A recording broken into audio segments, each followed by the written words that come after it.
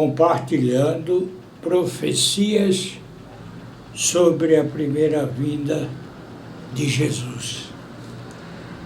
Profecias são declarações precisas, quando verdadeiras, de acontecimentos futuros inspirados por Deus. Elas têm como propósito principal transmitir mensagens, alertas, proclamar a verdade, promover a esperança, expressando a vontade de Deus, orientando o homem. Quanto aos alertas, seu principal foco é o pecado, apontando para a necessidade de arrependimento e as consequências de erros cometidos em relação a Deus. Além de fortalecer a fé, mostrando a fidelidade de Deus, elas são como um farol em meio a céu completamente encoberto de escuridão,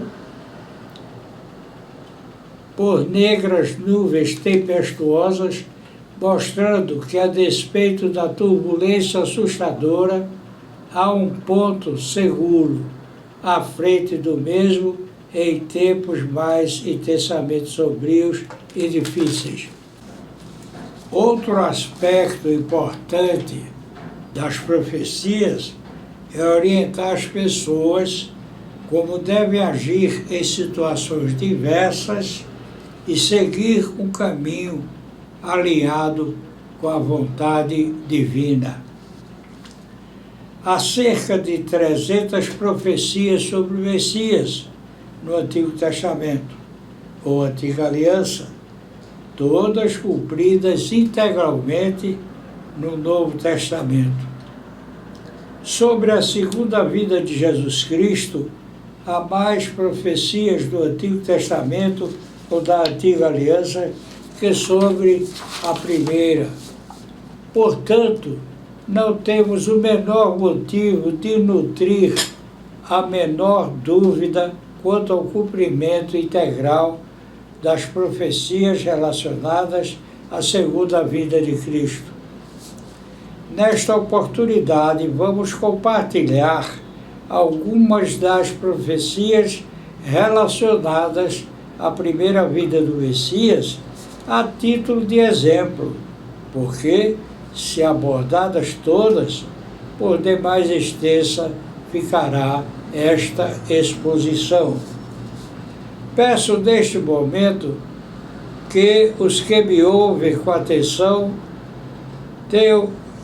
terem o cuidado de lerem o Antigo Testamento e buscarem pesquisar sobre essas profecias para afastar qualquer dúvida a qual não encontra nenhum fundamento, porque o nível de exatidão das profecias bíblicas, especialmente as relacionadas ao Messias, tem 100% de exatidão, o que ultrapassa as possibilidades no âmbito da probabilidade estatística, apontando para a autoria divina das mesmas.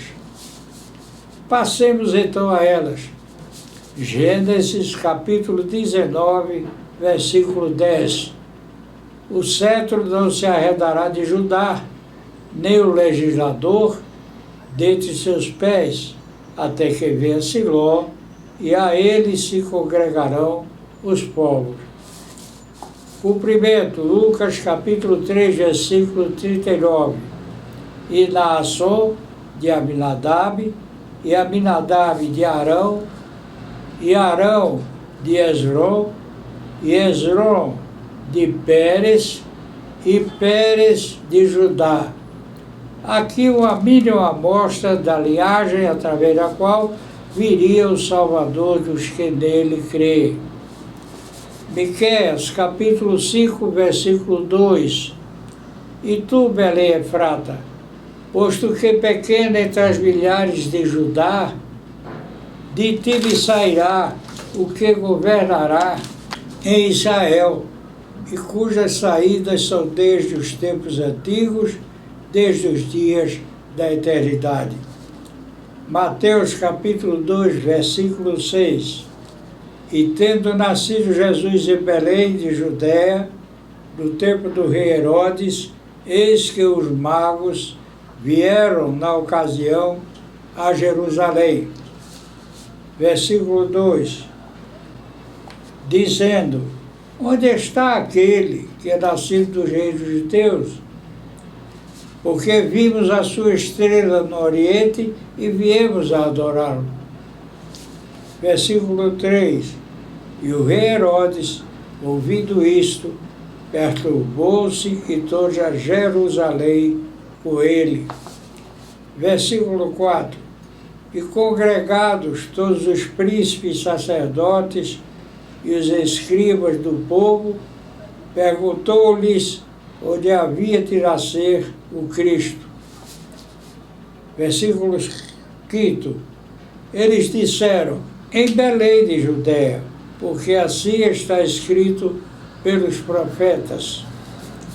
Versículo 6, e tu, Belém, terra de Judá, de modo nenhum és a menor entre as capitais de Judá, porque de ti sairá o guia que há de apacentar o meu povo Israel. Cumprimento.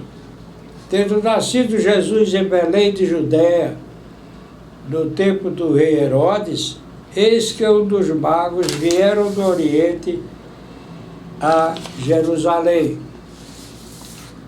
Lucas, capítulo 2, versículo 4.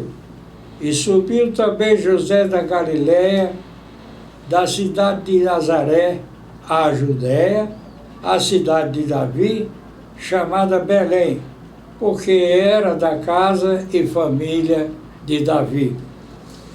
Jeremias, capítulo 31, versículo 35. Assim diz o Senhor: uma voz se ouviu em Ramá, lamentação, choro amargo. Raquel chora seus filhos, não quer ser consolada quanto a seus filhos, porque já não existem. Mateus capítulo 2, versículos 16 a 17. Então se cumpriu o que foi dito pelo profeta Jeremias, que diz, versículo 18: em Ramá se ouviu a voz, lamentação, choro e grande pranto. Raquel chorando seus filhos e não quer ser consolada, porque já não existe. Isaías, capítulo 53, verso 3. Não somente os evangelhos de Mateus, Marcos, Lucas e João registram o sofrimento de Jesus causado pelos judeus, e nesse aspecto se inclui a crucificação de Jesus. Em 1 Pedro, capítulo 2, versículos 23 a 25, há 4 referências a Isaías 53, versículo 3, mostrando que cumpriu-se a profecia em Jesus. Em 1 Pedro, capítulo 2, versículos 23 a 25, temos o qual, quando o injuriaram, não injuriava, e quando padecia, não ameaçava, mas entregava-se àquele que julga justamente. Versículo 24, levando ele mesmo em seu corpo os nossos pecados sobre o madeiro, para que, mortos para os pecados, pudéssemos viver para a justiça, e pelas suas feridas fostes sarados. Versículo 25, porque éreis como ovelhas desgarradas, mas agora tendes voltado ao pastor, o bispo das vossas almas. Mateus capítulo 2, versículo 16. Então Herodes, vendo que tinha sido iludido pelos magos, irritou-se e mandou matar todos os meninos que havia em Belém e em todos os seus contornos, de 2 anos para baixo, segundo o tempo que diligentemente inquirira dos magos. Jeremias capítulo 31, verso 15. Assim diz o Senhor, a voz se ouviu em Ramá, lamentação, choro amargo. Raquel chora seus filhos, não quer ser consolada quanto a seus filhos, porque já não existem. Mateus capítulo 2, versículo 16. Então Herodes, vendo que tinha sido iludido pelos magos, irritou-se e mandou matar todos os meninos que havia em Belém e em todos os seus contornos, de 2 anos para baixo, segundo o tempo que diligentemente inquirira dos magos. Oséias capítulo 11, versículo 1.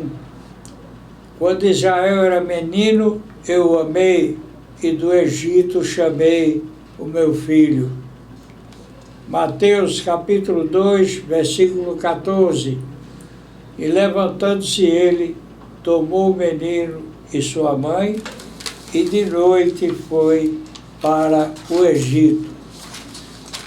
Isaías capítulo 9, versículo 2.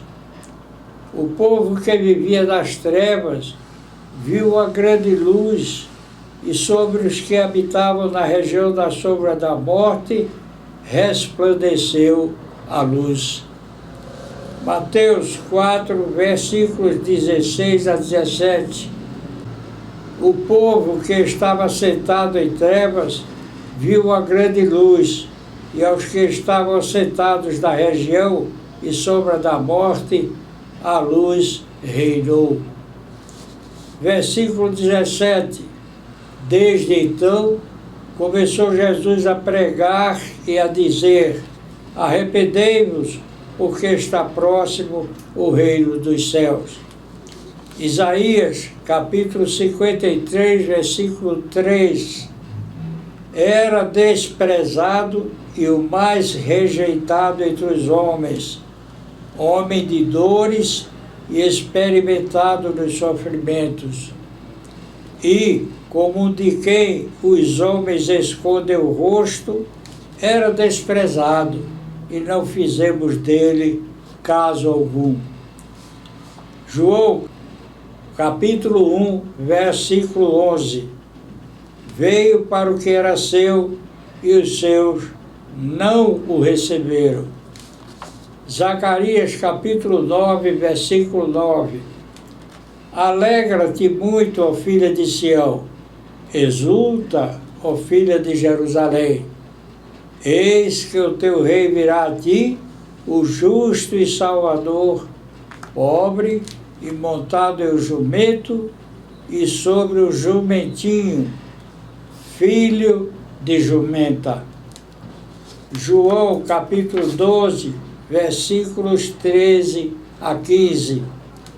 Tomaram ramos de palmeiras e saíram-lhe ao encontro e clamaram: Hosana, bendito Rei de Israel, que vem em nome do Senhor. Versículo 14. E achou Jesus o jumentinho e assentou-se sobre ele, como está escrito. Versículo 15. Não temas, ó filha de Sião, eis que o teu rei vem assentado sobre o filho de uma jumenta. Salmo 41, versículo 9. Até o meu próprio amigo íntimo, em quem eu tudo confiava, que comia o meu pão, levantou contra mim o seu calcanhar. Capítulo 26, versículo 23. E respondendo disse: o que põe a mão no prato há de me trair. Isaías capítulo 53, versos 4 a 5. Verdadeiramente, ele tomou sobre si as nossas enfermidades e as nossas dores levou sobre si. E nós o reputávamos por aflito, ferido de Deus e oprimido. Versículo 5. Mas ele foi ferido por causa das nossas transgressões e moído por causa das nossas iniquidades, e pelas suas pisaduras fomos sarados. O castigo que nos traz a paz estava sobre ele. Mateus, capítulo 8, versículos 16 a 17. E chegada a tarde, trouxeram-lhe muitos endemoniados, e ele, com a sua palavra, expulsou deles os espíritos e curou todos os que estavam enfermos. Versículo 17. Para que se cumprisse o que fora dito pelo profeta Isaías, que diz: ele tomou sobre si as nossas enfermidades e levou as nossas doenças.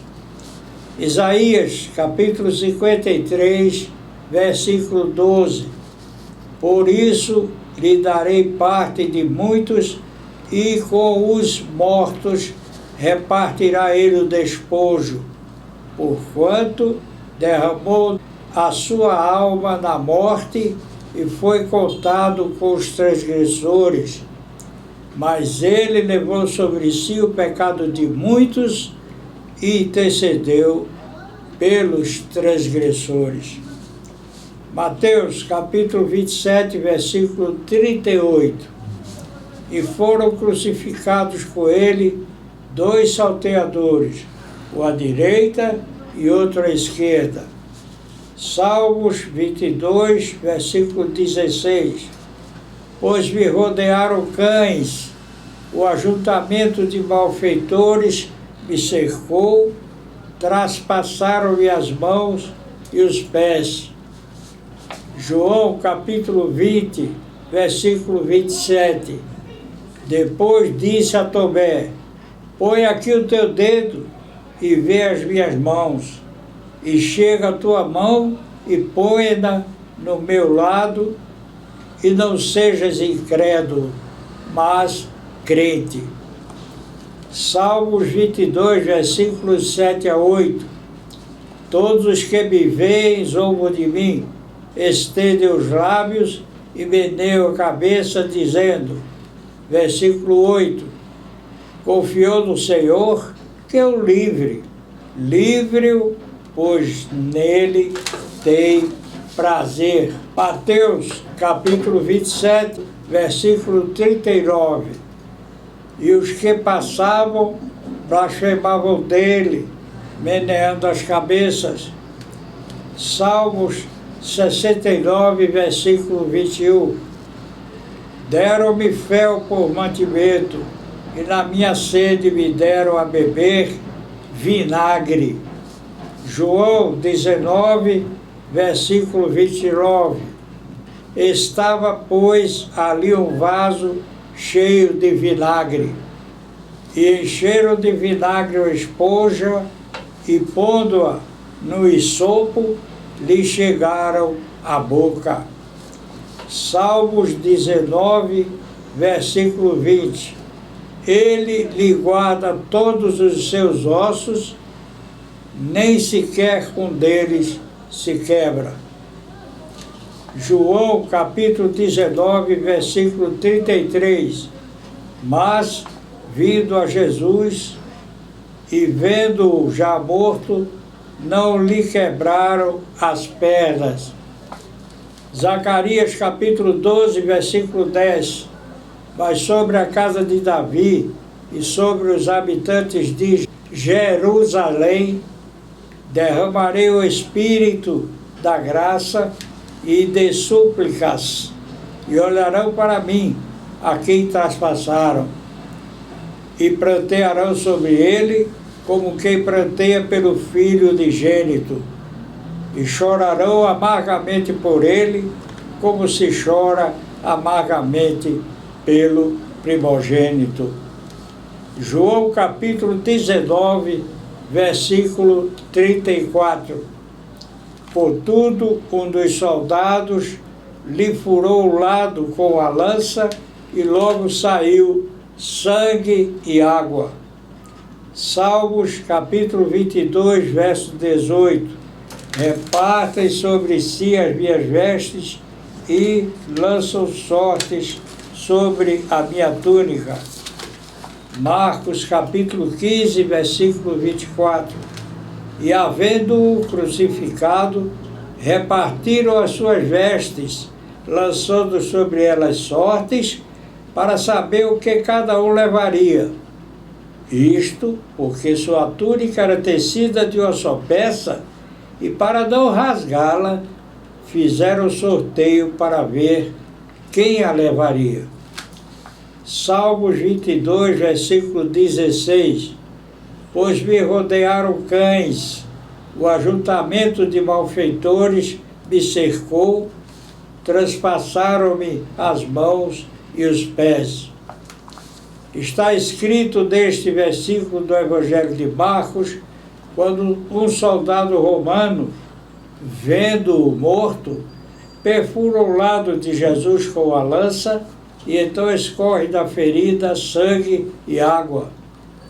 O que neste versículo está descrito, conforme a tradição, tinha o objetivo de que um de seus algozes tivesse a garantia da morte do Messias, embora esse fato não esteja incluído textualmente da profecia que a ele se refere no Antigo Testamento. Tanto no relato contido em Salmos 22, quanto no relato de João em seu Evangelho, representa a sua morte e sacrifício por nós, pecadores. O sangue e a água que saíram da ferida do seu lado são um símbolo da redenção e da vida. Isaías, capítulo 53, versículo 9. E puseram a sua sepultura com os ímpios e com o rico na sua morte, ainda que nunca cometeu injustiça, nem houve engano na sua boca. Mateus, capítulo 27, versículos 59 a 60. E José, tomando o corpo, envolveu-o num fino e limpo lençol. Versículo 60. E o pôs no seu sepulcro novo, que havia aberto em uma rocha, e, rodando a grande pedra para a porta do sepulcro, retirou-se. Esta é uma pequena amostra do quanto a Bíblia é verdadeira.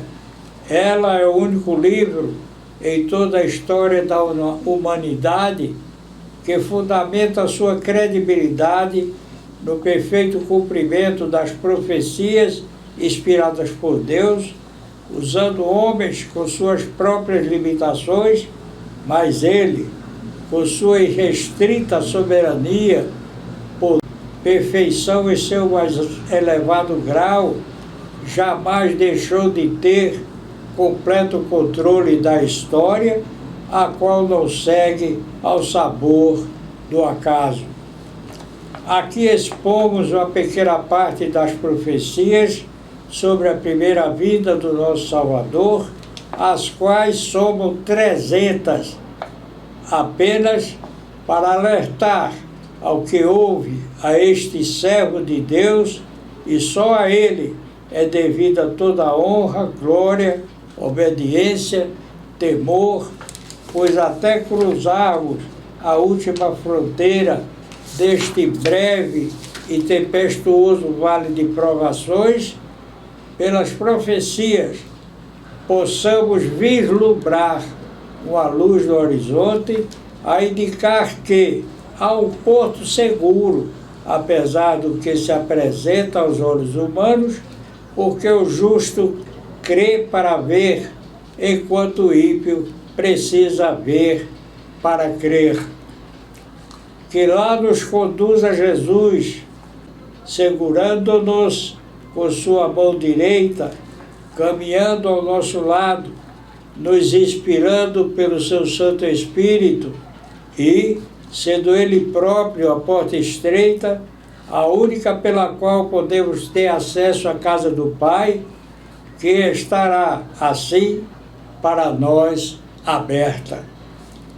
Por nossos próprios esforços e obras, as quais devem ser frutos do Espírito, jamais moeda de troca para passagem pela porta estreita, que significa salvação e vida eterna. Minha oração neste momento é que você não simplesmente deixe o resto do seu tempo para quem tudo criou e é a autoridade das autoridades, o Rei dos Reis, o Senhor dos Senhores, o Alfa e o Ômega, o primeiro e o último, o que estava morto e agora vive, a estrela da manhã, o Deus ao qual nenhum outro se compara, maravilhoso, conselheiro, o Eu Sou, Deus forte, Pai da eternidade, o inspire, o guarde e faça morada em seu coração, e pela fé que a todos nos concede uma porção, permita-lhe alimentá-la, lendo a porção diária da sua palavra, meditando sobre ela, precedendo tudo isso de uma sincera oração ou conversa com o Pai, que o conhece desde antes de criá-lo, para que, concedendo-lhe sincero arrependimento, tocando-lhe o coração, guiando-lo pelo seu Santo Espírito, permita-lhe percorrer o único caminho para a paz eterna, Jesus Cristo, o Filho unigênito de Deus, quem veio em carne, concebido da Virgem Maria por ação do Espírito Santo, e sendo 100% homem, como filho de Maria, não tenha nenhum pecado, porque segundo a própria palavra de Deus, a qual ele é fiel, todos pecamos e destituídos estamos da sua glória. Por isso que enviou o Espírito Santo, quem interveio para que a natureza pecaminosa de todo ser humano, o pecado original, não passasse, como jamais poderia, para o Cordeiro Imaculado de Deus, a quem ele ofereceu como único e supremo sacrifício para pagar o débito impagável por qualquer outro ser humano, porque a lei do Criador de todas as coisas exige a morte de um ser humano imaculado, o derramamento de seu sangue para quitar o impagável débito por uma afronta de um ser finito e corrompido ao único Deus infinito, frente à sua perfeita justiça, que estabelece a pena de morte, a morte eterna, a segunda morte para o pecador não lavado no sangue de Cristo. Frente à sua justiça, é débito que nenhum de nós pecadores poderíamos pagar. Portanto, justamente seríamos condenados a um suplício eterno, porque ao único soberano e eterno Deus ofendemos. Tal foi seu amor por nós, que enviou seu Filho unigênito, e com seu próprio sangue, sua vida, pagou pelo que jamais poderíamos pagar. Quitou o impagável débito para nós. Agora, sendo 100% homem e 100% Deus, à direita do Pai intercede por nós e nos guia pelo seu Santo Espírito ao único caminho, à única verdade, a única e verdadeira vida, que Ele próprio, enquanto nos concede a preciosa oportunidade de buscarmos ajuda e proteção, dando-nos um novo amanhecer. Que nosso pensamento primeiro a abrir os olhos seja para agradecer tão incomparável dádiva e prova de amor. Que seu Santo Espírito nos ensine a orar, a dedicar todos os nossos pensamentos, palavras, ações, todo o nosso modo de ser para a sua glória e que, como sua exclusiva propriedade, tenhamos a consciência de que por ele fomos comprados. Jamais venhamos a descuidar a nós mesmos e recebermos o inefável, incomparável e maravilhoso dom da vida eterna, porque conforme ele nos ensinou, na invisível luta espiritual contra principados, contra potestades, contra príncipe das trevas deste século, contra as hostes espirituais da maldade, nos lugares celestiais, conforme Efésios capítulo 6, versículo 12. O que está em jogo é nossa alma, se não tivermos ouvidos para ouvir. Por isso, nos concedeu armas espirituais para combatermos, sob o seu comando, o Senhor dos Exércitos, numa guerra onde julga estar o destino da nossa alma, e essas armas devemos com prudência, obediência, usar, que são jejum, oração, leitura e meditação diária da palavra, usando a armadura do nosso Deus, o cinto da verdade, o capacete da salvação, a couraça da justiça, calçados os nossos pés com a preparação do Evangelho da paz, embraçando o escudo da fé, com o qual podemos apagar todos os dardos inflamados do maligno, e empunhando a lâmina afiada de 2 gumes, que separa juntas e medula, alma e espírito, a santa palavra de Deus. Se todas as profecias relativas à primeira vinda de Cristo se cumpriram integralmente, e havendo mais profecias sobre a segunda vinda que sobre a primeira, não tenhamos a mínima dúvida que nenhuma delas deixará de se cumprir ao seu tempo, como muitos e explícitos sinais mostram o seu início de cumprimento. Ao meu Deus e Pai por Cristo Jesus, toda a honra e toda a glória de eternidade em eternidade. Amém.